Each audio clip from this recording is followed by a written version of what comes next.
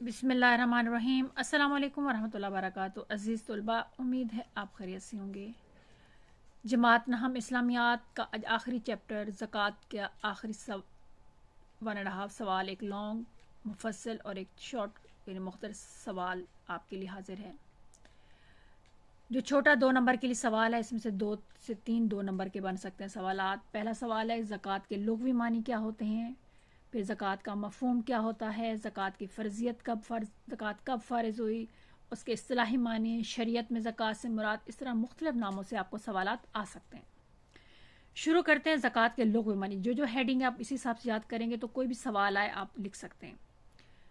ज़कात, लफ्ज़ ज़कात के लुग़वी मानी पाक होना होता है, इजाफा होना होता है, पाकीज़गी होती है, बरकत के होते हैं।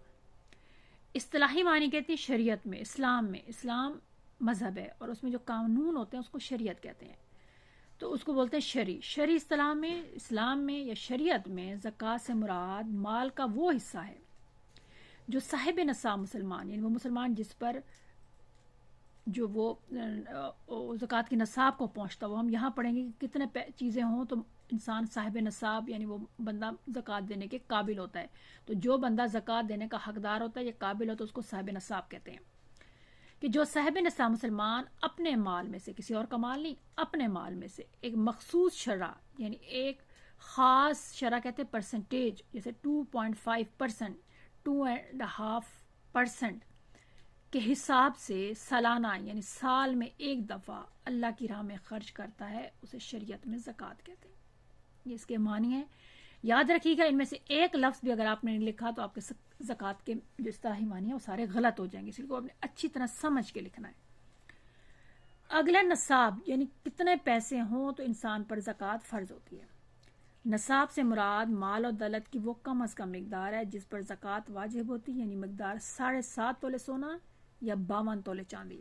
यानी जिस बंदे के पास 7.5 तोले सोना है उस पर ज़कात फ़र्ज है, उससे कम है तो फिर नहीं, या जिसके पास 52 तोले चांदी है, 52 तोला चांदी, तो उस पर ज़कात फ़र्ज है।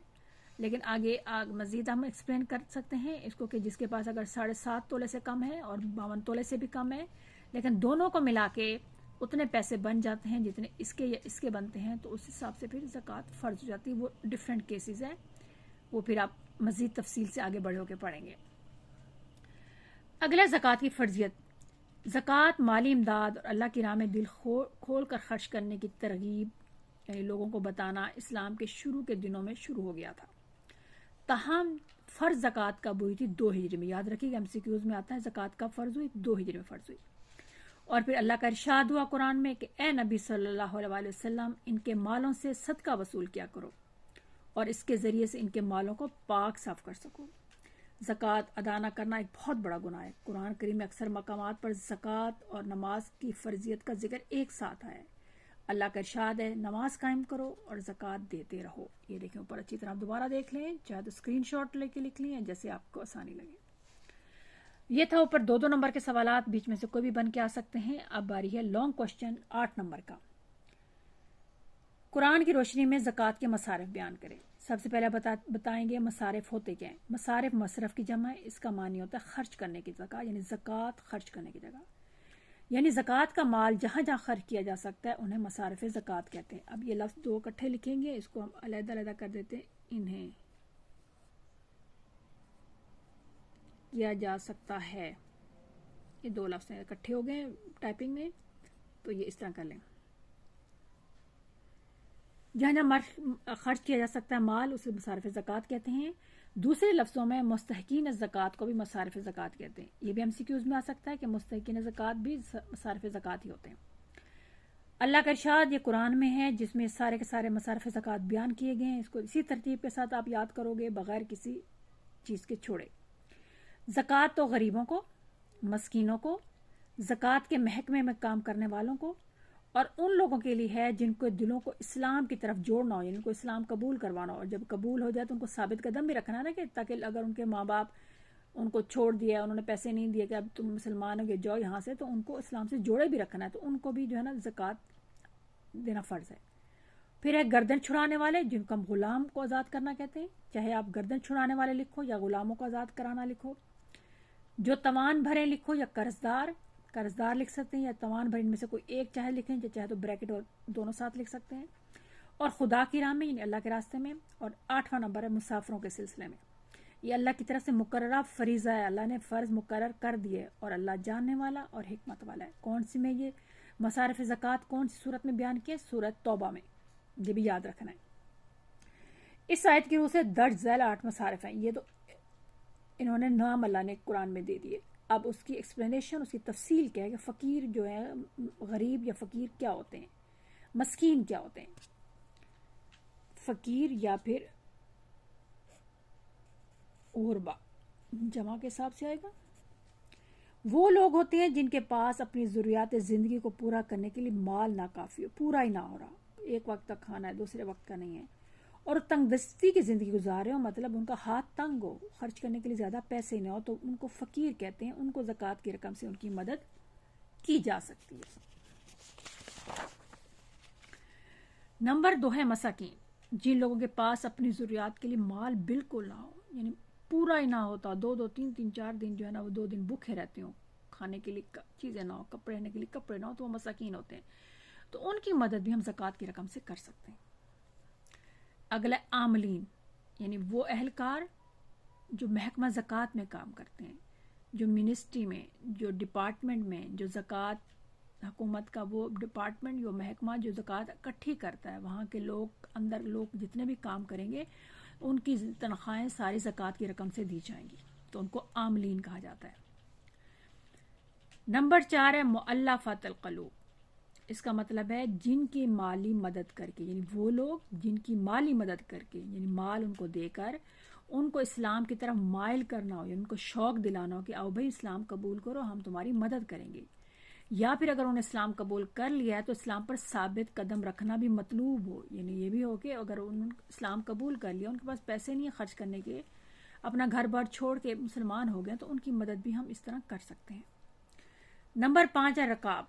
इससे मुराद वो लोग हैं जो गुलामी की ज़िंदगी गुजार रहे हैं और ज़कात का माल से इनकी कीमत अदा करके आज़ाद कर दी जा सकता है। ये बेटा आजकल कम होते हैं ऐसे वाले लोग जो किसी के गुलामी की ज़िंदगी गुजार रहे हों, लेकिन हाँ, ये पहले ज़माने में बहुत होता था, लेकिन अब जो है वो इस तरह भी हो सकता है कि अगर किसी ने किसी को अगवा कर लिया हो तो उसको छुड़ाने के लिए आप, उसके बंदे के पास पैसे नहीं हैं, तो आप उसको वापस जो है ना क्या कहते हैं, पैसे देकर उसको छुड़वा सकते हैं। इसी तरह अगर हमारे कैदी किसी और मुल्क की उसमें हैं तो मुसलसल काम कर रहे हैं, तशद्दुद उन पर हो रहा है, तो पैसे देकर अब ज़कात की रकम से उनकी मदद करके उनको छुड़ाया जा सकता है।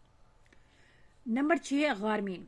इससे मुराद वो मकरूज़ या कर्जदार लोग हैं जिनमें अपना कर्जा चुकाने की या कर्जा ख़त्म करने की हिम्मत ना हो, यानी इस्तात ना हो, ताकत ना हो, ज़कात फ़ंड से इनका कर्ज अदा किया जा सकता है। अगला फ़ी सबीलिल्लाह, यानी अल्लाह की राह में, फ़ी में सबील रास्ता, अल्लाह के रास्ते में, अल्लाह की राह में किए जाने वाले तमाम नेक काम, मसलन समाजी बहबूद और रफ़ायामा, दोनों का मतलब एक है। लोगों के फ़ायदे में किए जाने वाले तमाम काम, जैसे तंजीम है, ईदी है, बरनी है, इन सब के जो काम होते हैं उनको लोगों को आप ज़कात दे सकते हैं, ताकि वो लोगों के भलाई फ़ायदे के लिए काम कर रही है।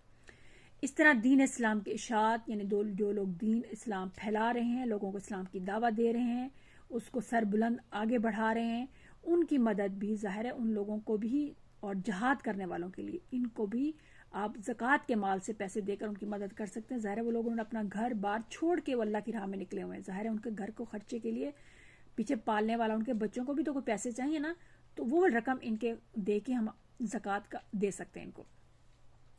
नंबर 8 इब्न सबील, यानी मुसाफिर।